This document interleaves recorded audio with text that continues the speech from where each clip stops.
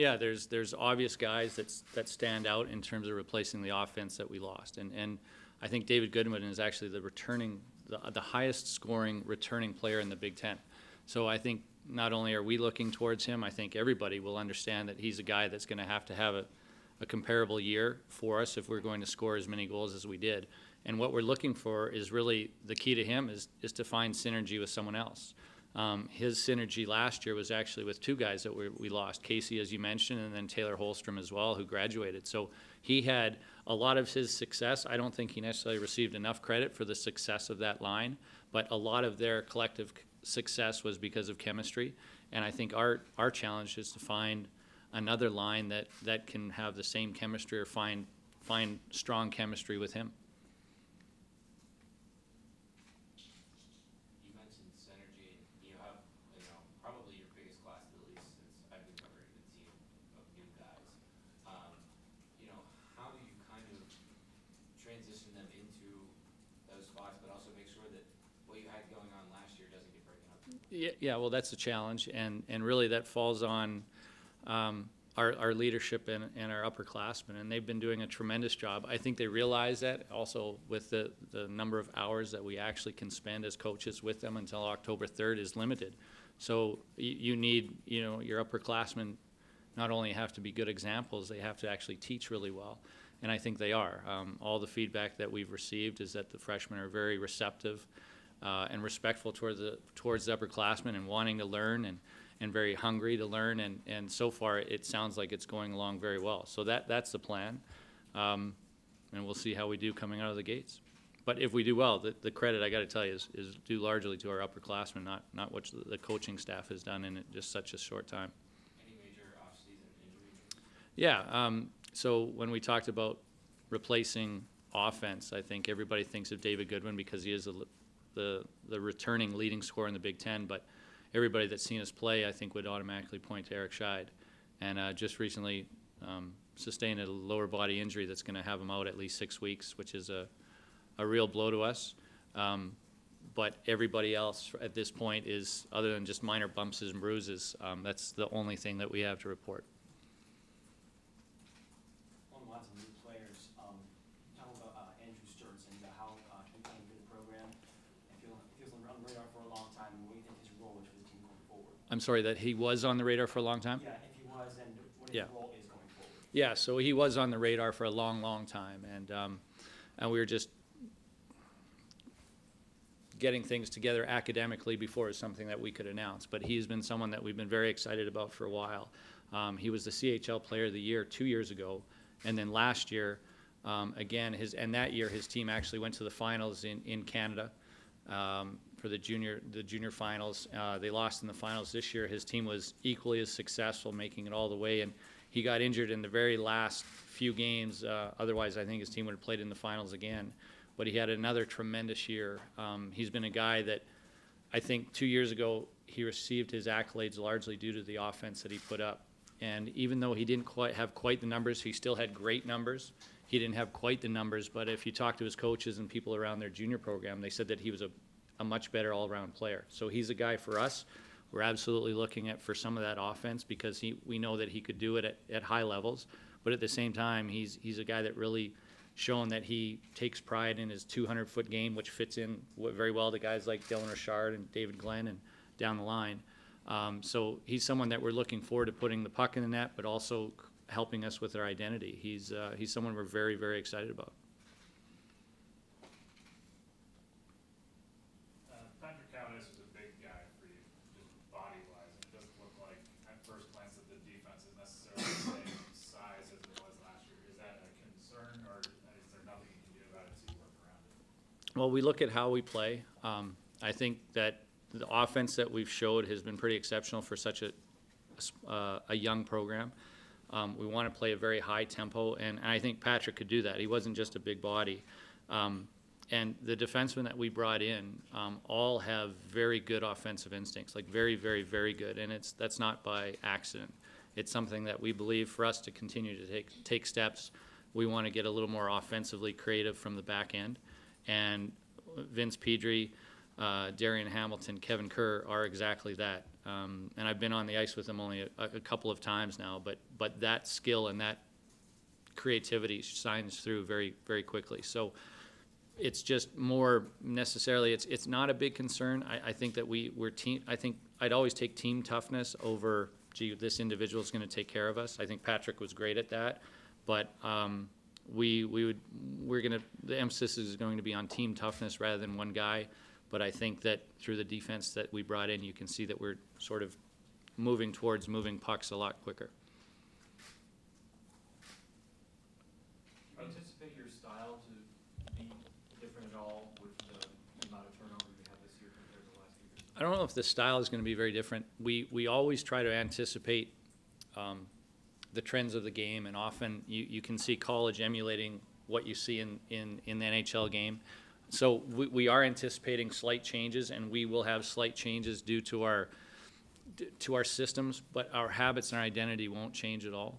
And I don't expect that to change with the new players that we have come in. As the question before, I think our upperclassmen are doing a great job of translating our identity and our habits towards the freshmen. So it's not a matter, even if we tweak our systems a little bit, our identity is always going to stay the same. We bring people to Penn State based on how well they fit into Penn State University and our hockey program, and that's never going to change. When you say identity, what do you mean by that? Is that like tangibles of 40 shots a game and strong, hard-hitting defense? There's quantitative statistics that can support our identity, but it's not just numbers. It's a lot more than that. It's the attitude that you play with, and it's the objectives that everybody buys into. And yes, you can put numbers to it. For example, if identity, but there's a lot of things that happen that you can't. So for us, back-checking, transition, driving the net are all things that are a big part of our identity if everybody does them, and I believe that the seniors or the upperclassmen are doing a very good job of translating that, so I hope that's the case. But you can't really put any of those to numbers. So it's not just a matter of 40-plus shots. Certainly, there's more to identity than just a few things. Some of them you can quantify, some you can't.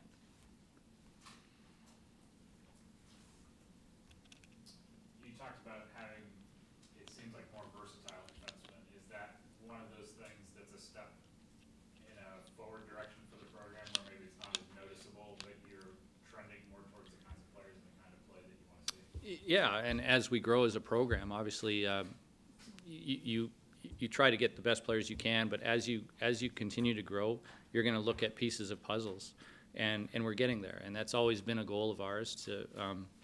It's no secret that this staff has played to score goals.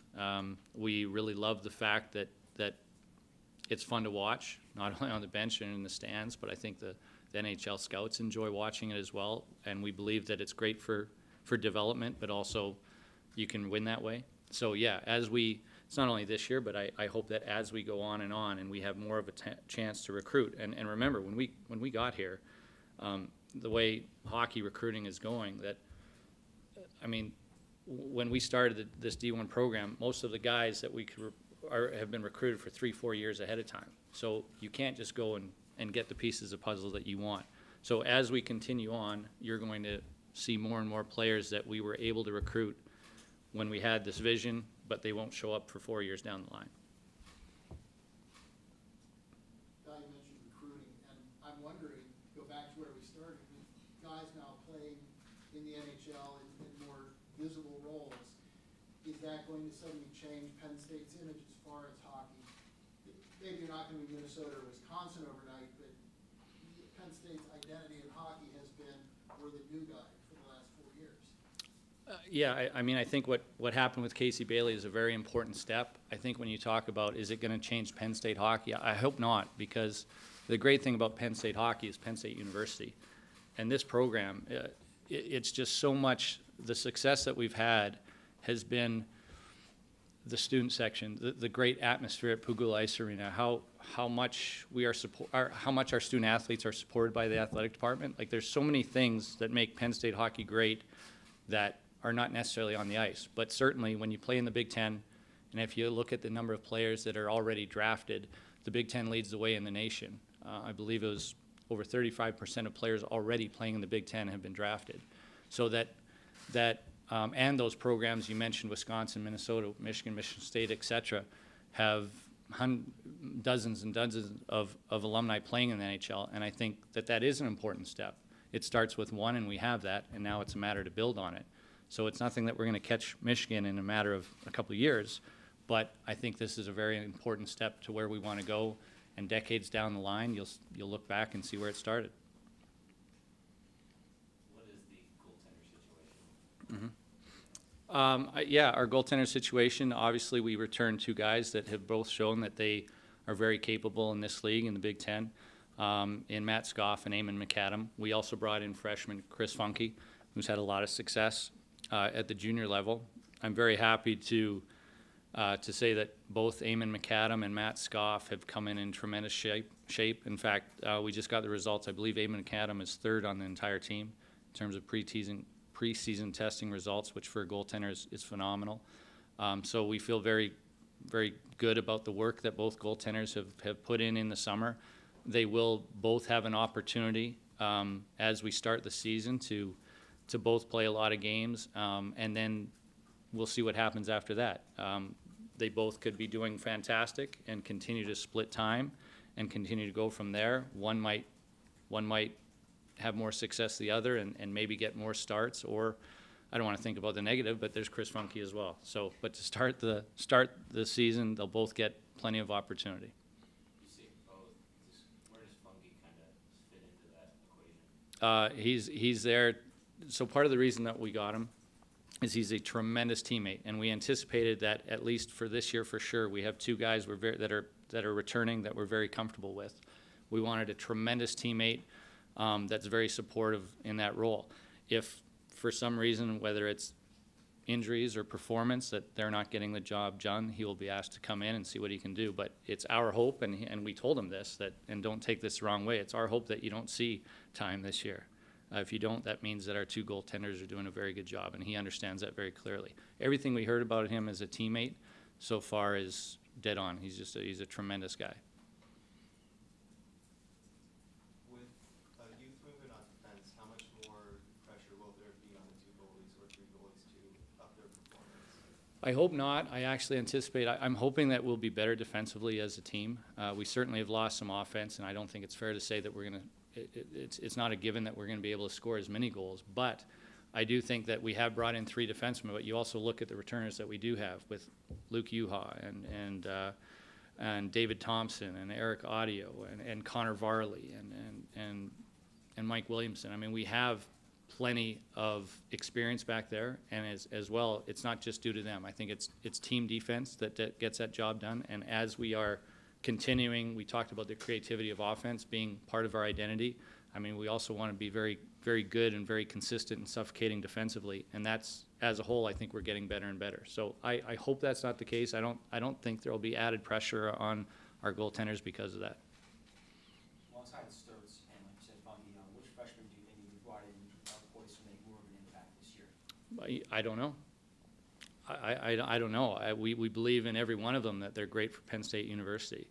I can tell you right now from just the response from our team that they're great people, and they're all fitting very well into this university, and that's the first step. As far as who's going to excel on the ice, I'm not sure.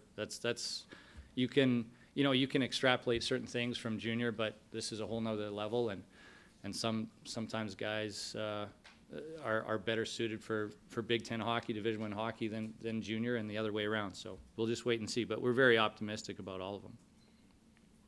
Getting back to the goalie thing, and to clarify for Chris Funke, if everything goes optimally for Eamon and for Matt, Yeah. would Chris redshirt this year? That's something that we discuss later on. I think that we're making no plans on that now.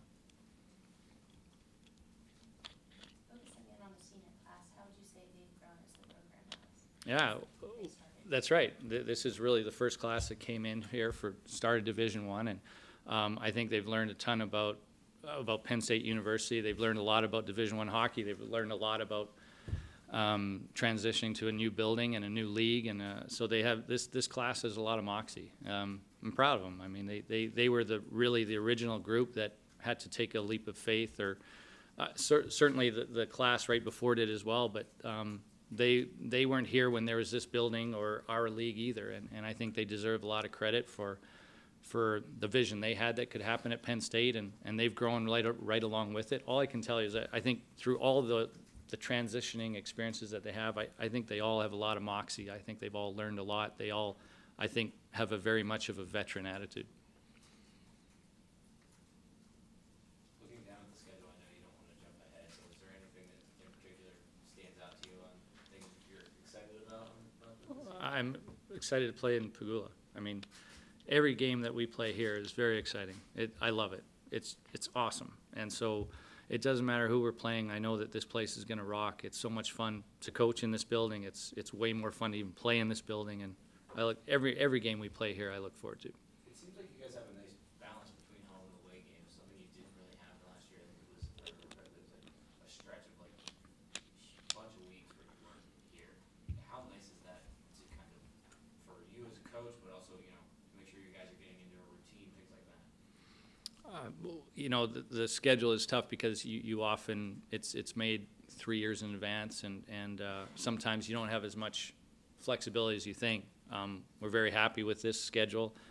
Often, though, you look back at the year and you decide how happy you are with it. So just because the schedule you might like the balance at the start, it really depends on, if you win those games, you love the schedule.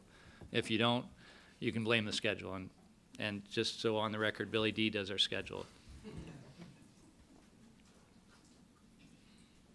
guys had different kinds of captains that have done different kinds of things for you. What do you want out of David this year? What's the thing that makes him the captain that you need right now? Yeah, well, he was a unanimous, like he was the choice of the team for sure, and as well as the coaching staff. And I think, you know, number one, you want someone that really represents your program and your university. And I think you all know David Glenn right from, you know, by the way he plays. He does have the overtime game winner and the first win we've ever had in D1. And he's also a guy that very quickly gave up playing games to donate bone marrow for someone in need. And that's the type of individual I think we're very proud of, someone that plays extremely hard, competes. He's an excellent student, and he's very selfless, and for the greater cause of not only our community, but anybody that needs it. And I'm proud to call him our captain anytime. So he fits us great. Kind of going off the captain's things, you have Tommy back again. Obviously, he's not wearing a bell ladder again this year, but what type of does he bring to the locker room? What type of thinking and stuff does he bring to the locker room? How nice is it to have that for kind of a bit of almost a surprise when we're actually? Yeah, it was very nice. So a few things with him. He has a lot of moxie. He came in with a lot of moxie. I think many of you know who his father is, and he's been around very successful, big-time hockey for a long time, and he brings that attitude, and he's a tremendous representative for us. So being a fifth-year senior, he calls himself the Fenior, and so we're very happy to have the Fenior with us, someone that's had a lot of success, means as much to, you know, not only what we do on the ice, but off the ice, and someone with that kind of moxie. We're very lucky. You're right. It's a nice surprise having him with us, and he's one of those guys that certainly passes down a lot of positive information and education to our freshmen. Starting off with Windsor, how difficult is that going to be with only basically one practice under your belt, one formal practice under your belt? Yeah, it's certainly not easy, but it's beneficial for the next weekend. I remember last year we didn't have that situation, and we decided that it's something that we did want to do. So although we only have one official practice, it's going to be very beneficial as a dress rehearsal for us going into next week against Canisius. So certainly it'll be, you know, you have to start sometime. Obviously, we'd love to have more than one day as official practice to get ready for it, but having that game is going to be a lot more beneficial to us the next week when it's a non-conference game, but it's NCAA game that counts for the RPI, and that's very important, so that's why we're doing it. Just as a point of clarification, when you say Scheid is like a mid-November? Yeah.